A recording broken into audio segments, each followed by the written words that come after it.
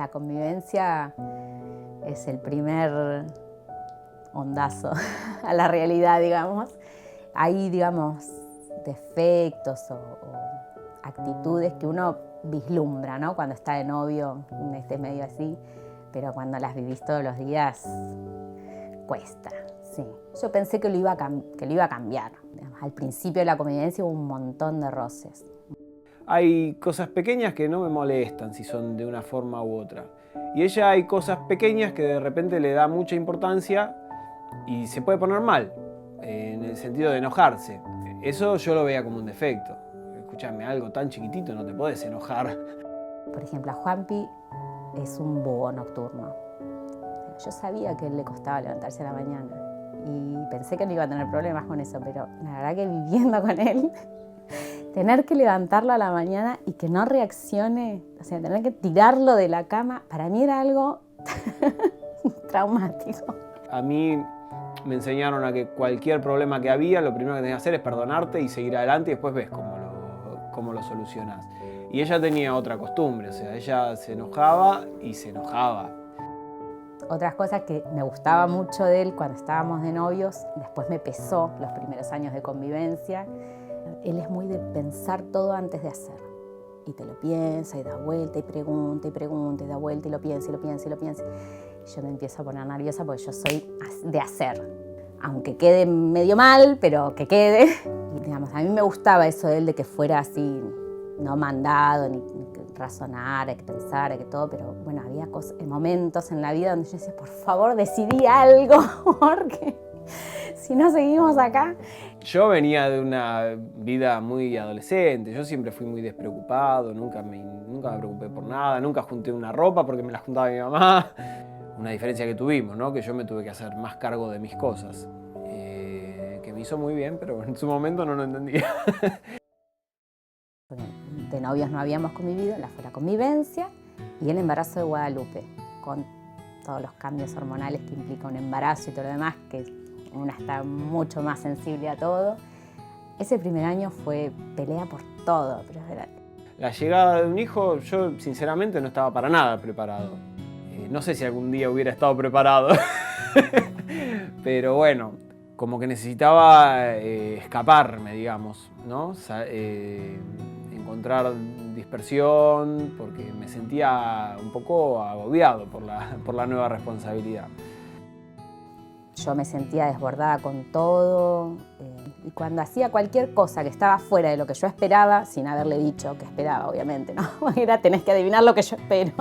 Cuando yo esperaba algo de él y hacía algo distinto, era un enojo, una bronca, una frustración y me fallaste. La verdad, o sea, súper dura. Y un hijo, en un sentido, cuando uno es así como soy yo, ¿no? Como era yo, que despreocupado y digamos que no me costaba hacerme cargo de otro, bueno, lo tengo yo, te lo cuido, viniste vos, listo, te lo paso, y ahora ya 2 hijos, ya hay un hijo para cada padre. Yo que seguía sin estar preparado, necesitaba más dispersión. Necesitaba, digamos, hacer cosas que me distraigan, y bueno, en esas cosas uno a veces es egoísta. Ese egoísmo lastima. El egoísmo lastima. A raíz de eso, digamos, como que por ahí descuidé un poco el cuidarla a ella, ¿no? Me cuidaba más a mí mismo. Me acuerdo una pelea muy fuerte que tuvimos. Mateo tenía, no sé, 5 meses, una cosa así, que yo dije, armo el bolso y me voy a lo de mi mamá. No sé, o sea, no veía salida. Y ya teníamos las vacaciones pagas para irnos a la semana. Dije, bueno, me voy de vacaciones por los nenes y cuando vuelvo me separo. Con mis padres sabía que digamos, no podía contar para la experiencia, digamos, de remar la dificultad porque mis hermanos tampoco. Y de mi grupo de amigas éramos 3 las que nos habíamos casado para ese entonces y una ya estaba separada y la otra estaba ahí también en veremos, con lo cual yo no le iba a llevar mis problemas porque era quizás hundirla también más a ella.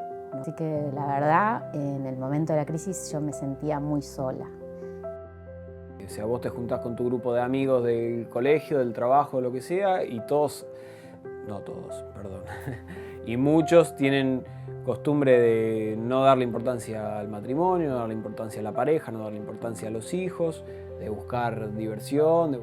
Cuando vos planteas un problema, no, estoy cansado. Ah, ¿qué estás haciendo? Vamos, salgamos, que esta noche vení.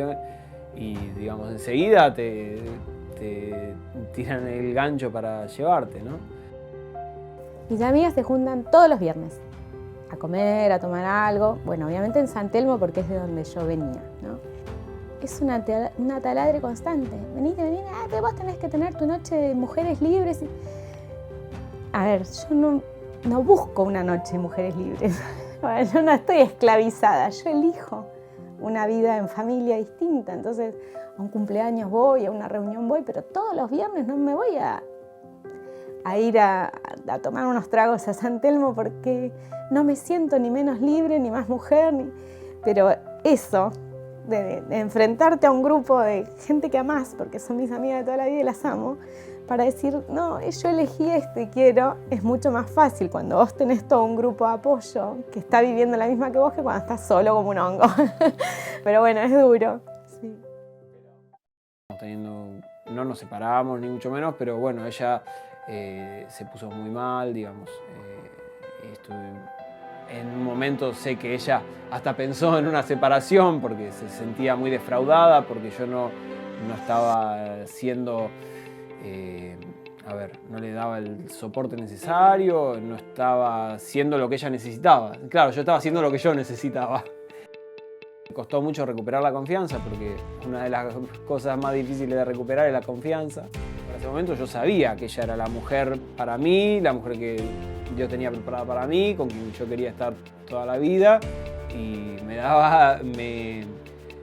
me ponía mal saber que la estaba arruinando, estaba arruinando la situación.